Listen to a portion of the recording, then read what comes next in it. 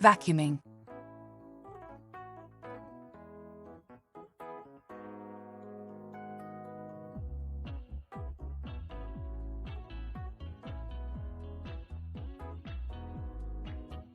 Pull the cable completely out of the vacuum cleaner to avoid the cord being stretched while vacuuming, as this can cause damage to corners of walls and furniture.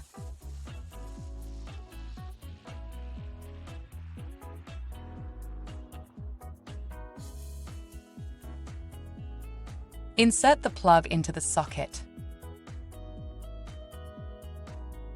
There is a button on the mouth of the Hoover to select the surface.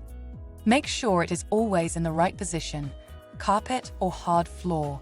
This avoids scratching hard floors and the mouth glides more smoothly. The mouth of the Hoover can be disassembled using the button just above it. Other accessories can then be attached. The length of the handle can be adjusted using the slider in the middle of the handle itself.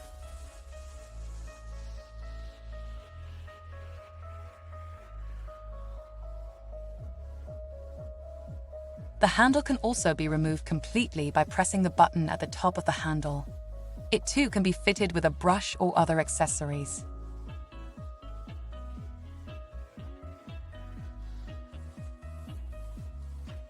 At the level of the handle is a slider.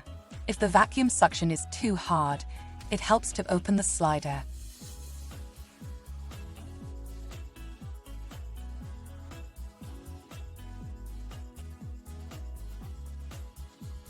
The button to turn the device on or off is usually on the device itself.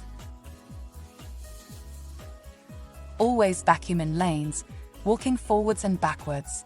Meanwhile, keep the handle not too far from your body and the handle at your side level. Putting the tube around your lower back can help you vacuum ergonomically.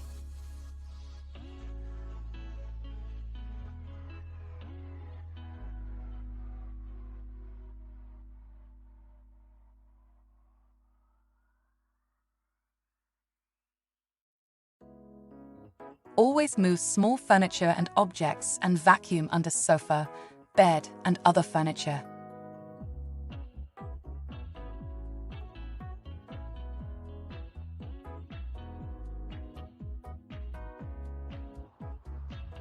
Hard-to-reach places can be vacuumed using an accessory. The brush prevents damage on walls and furniture.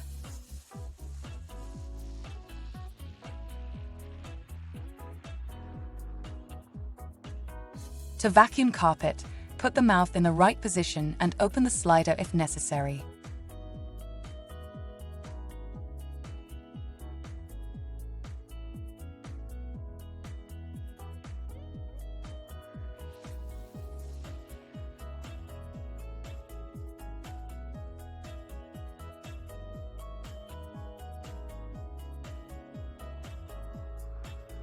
At the end of your brushing, check the mouth of the Hoover while it is still switched on.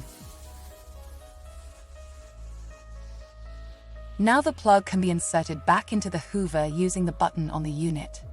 Hold the plug while you do this.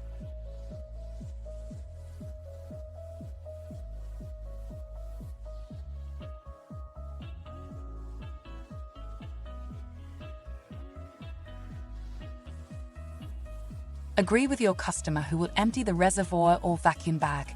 Is this your job? Then empty the reservoir after every cleaning session. A vacuum bag should only be replaced when it is full. On to the next video.